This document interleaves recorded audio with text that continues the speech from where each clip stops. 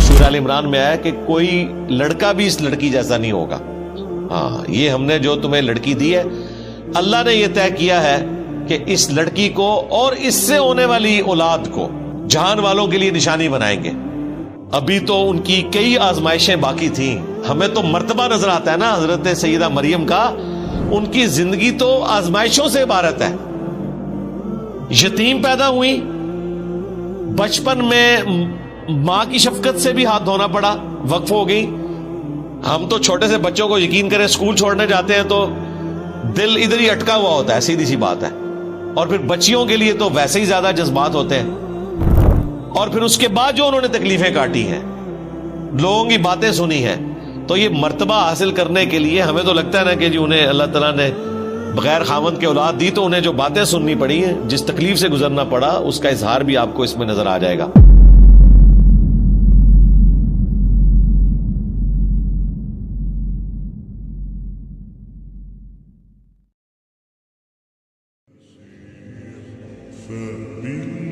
اب سیدہ مریم کا ذکر خیر ہونے جا رہے ہیں اگلی آیات کے اندر. وَاذْكُرْ فِي الْكِتَابِ مریم, اور اے محبوب صلی اللہ علیہ وآلہ وسلم کتاب میں یاد کریں مریم کو, ان کا حال بیان کریں اس اللہ کی کتاب قرآن میں, اور ان سے بھی ذکر کریں. اِذِ انتبذت من اہلها مکانا شرقیا, جب وہ اپنے گھر والوں سے الگ ہو گئیں ایک مکان میں جو مشرق کی جانب تھا. یہ آج بھی حجرہ یروشلم میں موجود ہے, مشرقی کونا. اور یروشلم ایک ایسی جگہ ہے جو تینوں بڑے مذاہب کے لیے, چاہے مسلمان ہوں, کرسچنز ہوں, جیوز ہوں, ایک متبرک جگہ ہے. مسلمان اس لیے جاتے ہیں, وہ قبلہ اوسط ہے مسلمانوں کا, قبلہ اول نہیں ہے, یہ غلط العام ہے. قبلہ اول خانہ کعبہ ہے, کچھ عرصہ کے لیے بیت المقدس ہوا, اور پھر دوبارہ خانہ کعبہ ہو گیا. اور اس اعتبار سے بھی اہمیت کی حامل ہے وہ جگہ کہ نبی صلی اللہ علیہ وآلہ وسلم کا سفر معراج وہیں سے ہوا. اسی چٹان کے اوپر یہ گولڈن ڈوم بنایا گیا ہے, ڈوم آف دا راک, جسے لوگ سمجھتے ہیں یہ مسجد اقصیٰ ہے. مسجد اقصیٰ وہاں سے تقریباً 700 میٹر کے فاصلے پر ہے. آج کل اس کو قبلی ماسک کے نام سے یاد کیا جاتا ہے. نبی الاسلام کے زمانے میں مسجد اقصیٰ نام کی کوئی مسجد نہیں تھی. قرآن میں جو اقصیٰ ذکر ہے, اقصیٰ کہتے ہیں دور کی مسجد. اس زمانے میں اسے ایلیا, یروشلم, بیت المقدس, یہ الفاظ استعمال ہوتے تھے. پھر حضرت عمر نے وہاں پہ قبلی ماسک بھی بنا دی, ورنہ تو اگر کوئی مسجد ہوتی تو اس کا نام اقصیٰ رکھا جاتا. تو وہ پورا جو پہاڑ ہے نا, وہ حرم ہے.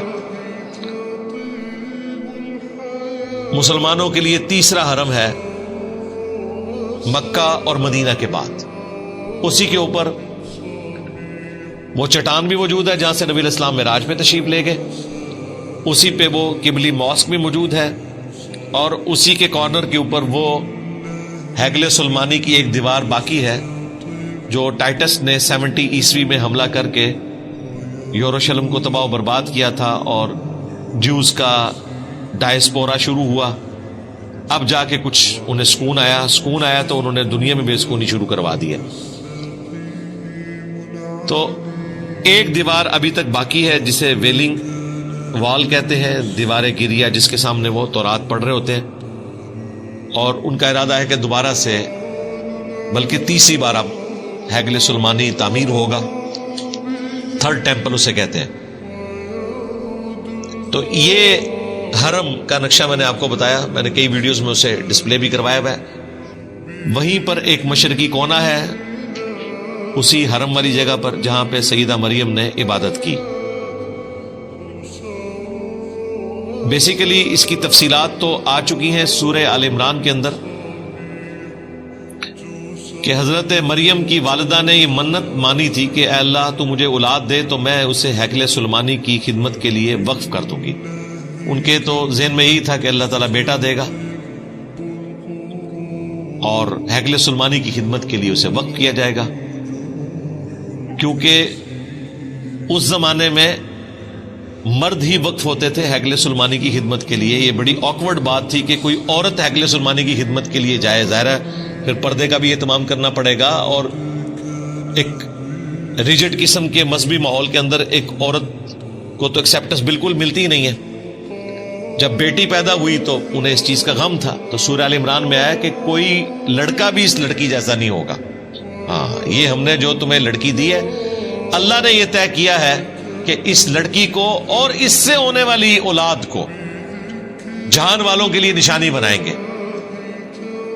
دونوں ہی بڑے معجزے ہیں، سیدہ مریم کی پیدائش اور ان کے ساتھ جو معاملات، اور ان کے بعد عیسیٰ ابن مریم کی پیدائش. یہ دونوں معجزات ہیں.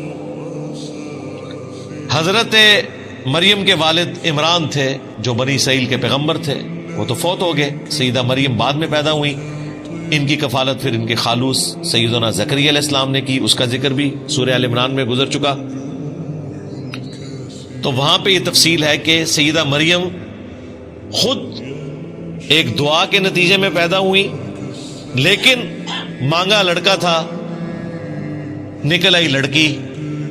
تو اللہ تعالیٰ نے کہا کہ کوئی لڑکا بھی اس لڑکی جیسا نہ ہوتا، اس کو وقف کرو. اب یہ بڑی حیران کن بات تھی کہ ان کو وقف کرنا ہے، تو اس کے لیے پھر ظاہر ہے الگ سے ایک حصہ بنایا گیا.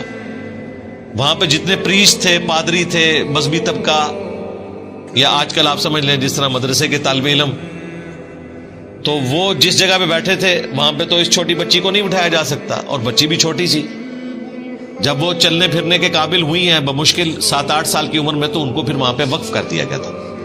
پانی بھر کے لاتی تھی وہ. میں نے آپ کو بتایا ایران والوں نے جو مریم مقدس فلم بنائی ہے نا، یقین کریں بندے کے آنسو نہیں رکتے. انہوں نے جو اس کو فلمایا ہے، مجھے پہلی دفعہ اس کو دیکھ کر احساس ہوا ہے کہ یہ غیر معمولی معاملہ ہے. ماں باپ پہ کیا کیفیت گزری، باپ تو نہیں تھے، خالو تھے، ان پہ کیا کیفیت گزری، اور والدہ پہ کیا کیفیت گزری. اس تکلیف کا کوئی اندازہ نہیں کر سکتا. پھر انہیں جو تیکھی باتیں سننی پڑتی تھی مدرسے کے طالب علموں کی طرف سے. طالب علم تو ایک دوسرے کو نہیں چھوڑتے ہیں، تو ایک چھوٹی بچی اس کے اوپر ظلم کرتے تھے، مارتے تھے، پیٹتے تھے، اور اس سے ضرورت سے زیادہ کام لیتے تھے.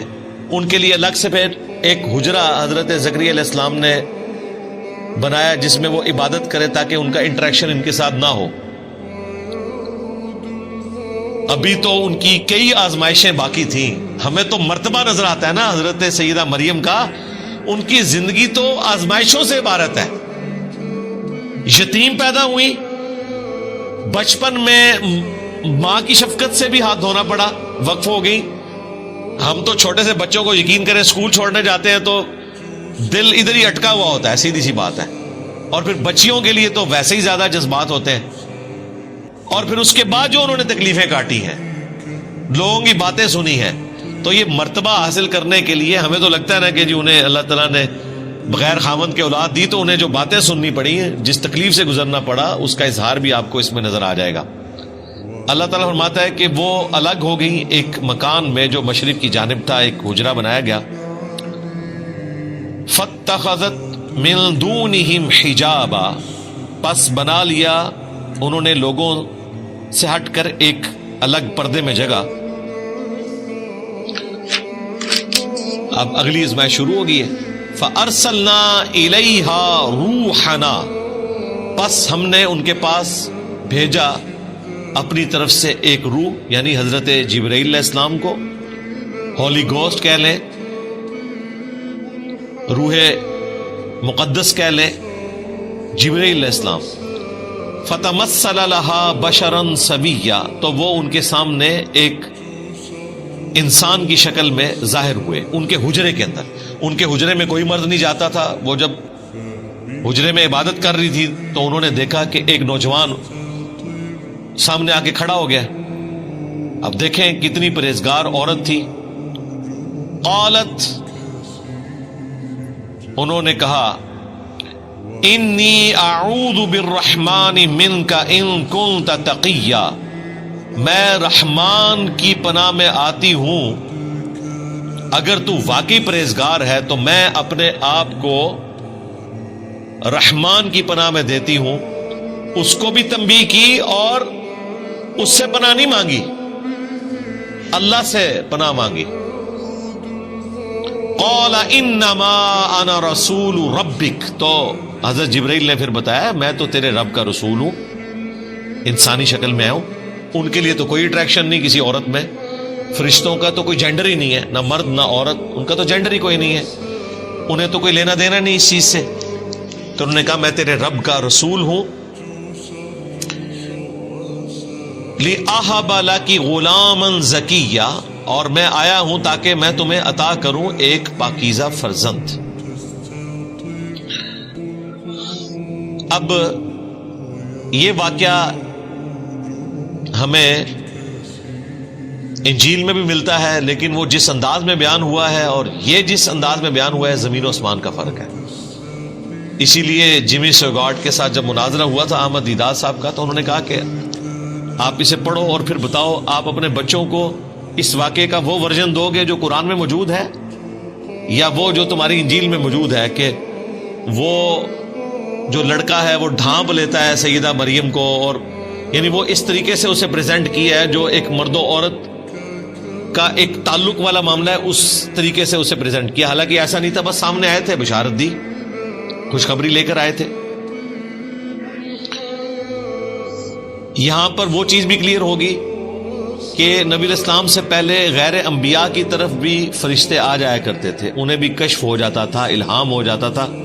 اگرچہ یہ ایک بہت ایکسٹراڈنری کیس ہے حضرت موسیٰ علیہ السلام کی والدہ اور عیسیٰ علیہ السلام کی والدہ کا، چونکہ وہ پیغمبروں کی مائیں تھیں، ان کے ساتھ تو ایک کیس ہوا، ان کے سوا بھی کیس ہو جایا کرتا تھا کہ غیر نبی سے بھی فرشتہ کلام کر لیتا تھا. لیکن ختم نبوت کی برکت سے اب یہ معاملہ اس امت میں بین ہو چکا ہے. تو حضرت جبرائیل علیہ السلام نے کہا کہ میں تمہیں بشارت دینے والا ہوں ایک پاکیزہ بچے کی. اس میں الفاظ ہیں تاکہ میں تمہیں عطا کروں ایک پاکیزہ فرزند. اب دیکھیں دین تصوف کے ماننے والوں نے اس میں سے نکالا کہ اگر حضرت جبرائیل بیٹا دے سکتے ہیں تو پیر بھی بیٹا دے سکتے، اور انہوں نے ظاہری الفاظ پکڑے کہ میں آیا ہوں اس لیے کہ تاکہ تمہیں بیٹا دوں. بیٹا دوں سے مراد یہ ہے کہ بیٹے کی بشارت دوں، کیونکہ بعد میں آ رہا ہے کہ وہ اللہ نے دینا ہے. حضرت جبرائیل علیہ السلام تو کسی کو بیٹا نہیں دے سکتے، وہ تو صرف وہی لے کر آئے تھے. تو ظاہری الفاظ کو اٹھاتے ہیں، پورا کانٹیکسٹ چھوڑتے ہیں اور کہتے ہیں کہ حضرت جبرائیل بیٹا دیتے ہیں. بالکل ایسا نہیں ہے. قالت انا یکون لی غلام، تو سیدہ مریم نے کہا کہ مجھے بیٹا کیسے ہو سکتا ہے. وَلَمْ يَمْسَسْنِي بَشَرٌ وَلَمْ أَكُ بَغِيًّا، جبکہ مجھے کسی مرد نے آج تک ہاتھ نہیں لگایا شوہر کی حیثیت سے، اور نہ ہی میں کوئی بدکار عورت ہوں. اور اللہ تعالیٰ کا طریقہ ہے کہ مرد و عورت کے ازدواجی تعلق کے بغیر نسل انسانی یوں نہیں چلتی، تو مجھے اولاد کیسے ہو جائے گی. اب یہ ایک ایکسٹراڈنری چیز تھی. تو حضرت جبرائیل علیہ السلام نے کہا قال کذالک، انہوں نے کہا ایسا ہی ہوگا. قال ربک هو علی ہین، تو انہوں نے کہا کہ تیرے رب کے لیے یہ کرنا بہت آسان ہے. یہ سیم وہی الفاظ ہیں جو حضرت زکریا علیہ السلام کے کیس میں فرشتے نے کہا تھا جب انہوں نے کہا، پیچھے گزر چکا کہ میں بوڑھا ہو چکا ہوں، میری بیوی 5 ہے، تو کہا کہ اسی طریقے سے ہوگا اور یہ اللہ کے لیے آسان ہے. تو دونوں ہی معجزانہ پیدائشیں ہیں، حضرت یحییٰ علیہ السلام کی بھی اور حضرت عیسیٰ علیہ السلام کی بھی. اور یحییٰ علیہ السلام جو ہیں وہ عیسیٰ ابن مریم کی تصدیق کرنے والے ہیں، ایک زمانے میں ہوئے ہیں اور آپس میں رشتہ بھی ہے، خالہ زاد بھی لگتے ہیں. تو یہاں پہ بھی حضرت مریم کو فرشتے نے کہا اللہ کے لیے بہت آسان ہے. وَلِنَجْعَلَهُ آیَةً لِلنَّاسِ، اور ہم تیرے بیٹے کو معجزانہ طور پر ایک نشانی، قدرت کا ایک معجزہ بنائیں گے انسانیت کے لیے. وَرَحْمَةً مِنَّا، اور اپنی طرف سے سراپا رحمت. وَكَانَ أَمْرًا مَقْضِيًّا، اور یہ ایک ایسی بات ہے جس کا فیصلہ ہو چکا ہے، یہ اللہ کی تقدیر میں طے پا چکا ہے کہ آپ کو معجزانہ طور پر اولاد دی جائے گی، اور یہ اولاد انسانیت کے لیے